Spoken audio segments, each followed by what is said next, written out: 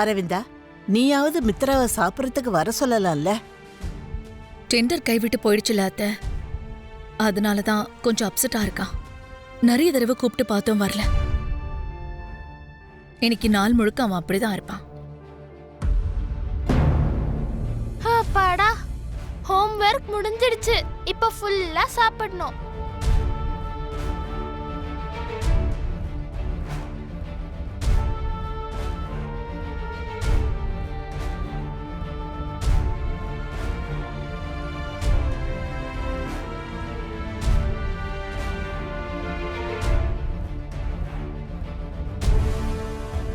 சின்ன பாட்டி, பெரிய பாட்டி, பலூன்ல காத்து புஷ்னு போன மாதிரி ஏன் இப்படி சோர்ந்து போய் உட்கார்ந்திருக்கீங்க? நாங்க எதுக்கு இப்படி உட்கார்ந்துட்டு இருக்கோம்னு சொன்னாலும் உன் வயசுக்கு புரியாதுமா. புரியலன்னா விட்டுடுங்க, பரவாயில்ல. அட்லீஸ்ட் சாப்பிடுறதுக்காவது வாங்கல. நீங்க சாப்பிட மாட்டீங்களா? எங்களுக்கு இப்ப பசி இல்ல லக்கி, நீ போய் சாப்பிடுமா. என்னது? அப்பா இல்லாம நான் என்னைக்காவது சாப்பிட்டிருக்கேனா? அப்பாவும் வந்தாருன்னா நம்ம எல்லாரும் சேர்ந்து ஒன்னா சாப்பிடலாம். அவனுக்கு மனசு சரியில்லை லக்கி, அவன் வரமாட்டான். நீ சாப்பிட்டு படுத்து தூங்கு. என்ன, என் அப்பாவோட மனசு சரியில்லைன்னு சொல்றீங்க? நான் மட்டும் சந்தோஷமா சாப்பிட்டு படுக்கணுமா? இந்த லக்கிய பத்தி நீங்க என்ன நினைச்சிட்டு இருக்கீங்க? நான் போய் எங்க அப்பாவை கூட்டிட்டு வர போறேன். சித்தப்பா, நீங்க தள்ளுங்க.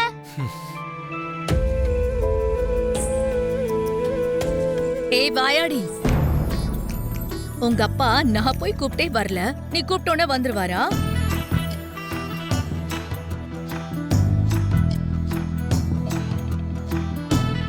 ஹலோ அரவிந்தா, மாலினி, நீங்களும் நானும் ஒன்னா?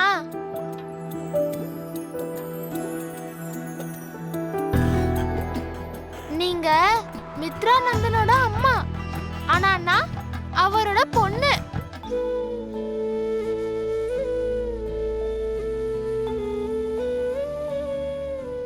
அம்மா பேச்சை விட பொண்ணுடைய பேச்சுதான் அவர் கேட்பாரு.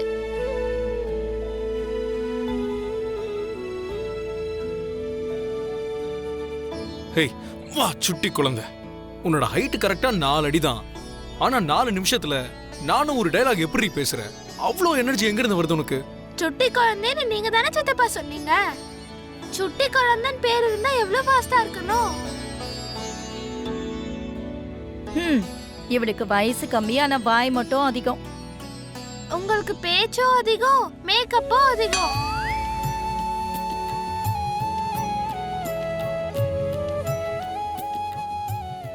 என்கிட்டயே இவ்வளவு திமிரா பேசுறியா? இங்க பாருங்க தேவயானி, இப்ப பாயிண்ட் அது கிடையாது. அப்பாவை சாப்பிடுறதுக்காக கூட்டிட்டு வரணும். அரவிந்தா பாட்டியால முடியாத காரியத்தை நான் செய்ய போறேன். நிச்சயம் செஞ்சு காட்டுறேன்.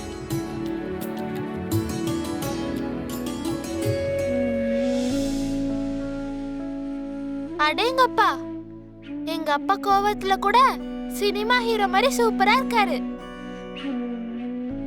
என்னாச்சு இன்னைக்கு ஹீரோக்கு? ஏன் பசிக்கலன்னு சொல்றாரு? பாட்டி கூப்பிட்டதுக்கு வரலன்னு சொன்னீங்களா? எனக்கு உண்மையாவே பசி இல்ல லக்கி, நீ போய் சாப்பிட்டு தூங்கு. அப்பா இல்லாம லக்கி என்னைக்காவது சாப்பிட்டிருக்காளா?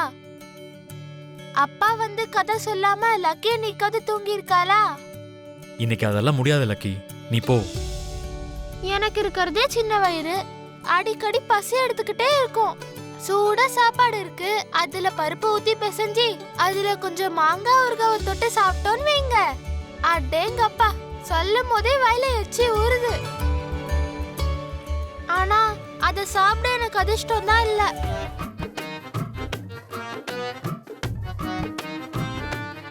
இங்க பாருடா, சாப்பாடு பருப்பு மாங்காய் ஊறுகான்னு சொன்னதும் பாவம் எங்க ஹீரோக்கு அத சாப்பிடணும்னு ஆசையா இருக்கு போல இருக்கு. ஹலோ ஹீரோ சார், நிஜமாவே உங்களுக்கு பசிக்கலையா? நிஜமாவே பசிக்கலையா? ராட்சசி, கோவத்தை கூட நீ ஈஸியா கரைய வச்சிடுற. சரி ஹீரோ சார், நம்ம போய் சாப்பிடலாமா? சரி, வா போலாம்.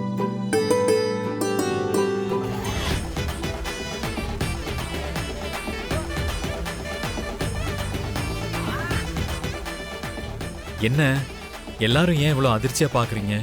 உன் பொண்ணு உன்னோட அம்மாவை ஜெயிச்சிட்டாப்பா. எப்படி?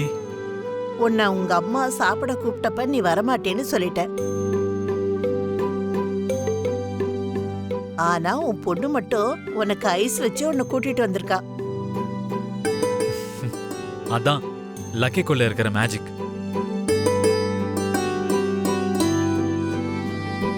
நான் கூப்பிட்டே மித்ரா வரல, நீ எல்லாம் போய் கூப்பிட்டே மித்ரா வருவானான்னு யாரோ சொன்னாங்க.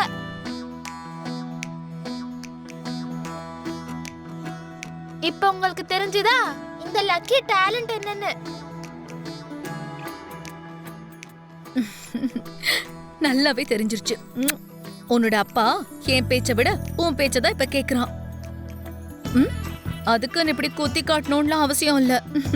வாங்க சாப்பிட போலாம். நீ வா.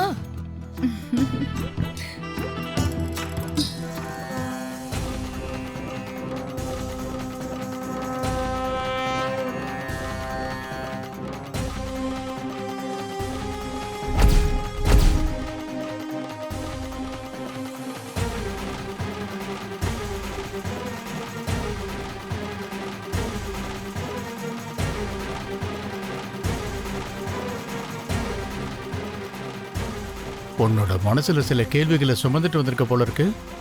ஆமா ஜோசியரே, நாங்க டீ எஸ்டேட்டுக்கு போயிட்டு வந்தப்போ உங்க கூட ஏதோ ஒண்ணு கொண்டு வர போறேன்னு சொன்னீங்க.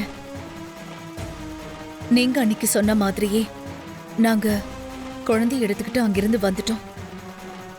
நீங்க சொன்ன மாதிரியே அது நடந்தது. அது நான் சொன்னது கிடையாது அரவிந்தா.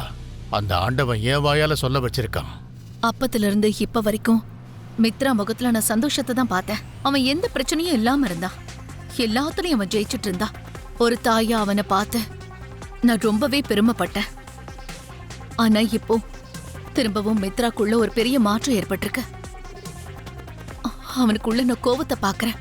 அவன் ரொம்ப டென்ஷன் ஆகுறான், விரக்தி அடையிறான். இப்போ இந்த மித்ராவோட வாழ்க்கையை எப்படி கொண்டு போறேன்னு நினைச்சாலே எனக்கு ரொம்ப டென்ஷனா இருக்கு ஜோசியரே. பெத்த குழந்தை மேல தாய்க்கு ஒரு சந்தேகம் ஏற்பட்டதுன்னா அந்த சந்தேகத்துக்கு ஒரு பலமான காரணம் நிச்சயம் இருந்தே தீரும். அப்படின்னா நீங்க எதை பத்தி பேசிட்டு இருக்கீங்க ஜோசியரே? இவ்வளவு நாளா அந்த பொண்ணு மித்ரா கூட இருக்கிறதுனால மித்ராவோட கண்டெல்லாம் விலகி போயிட்டு இருந்தது. அதான தவிர மித்ராவோட வாழ்க்கையில இருந்து கண்டம் இன்னும் முழுமையா விலகல.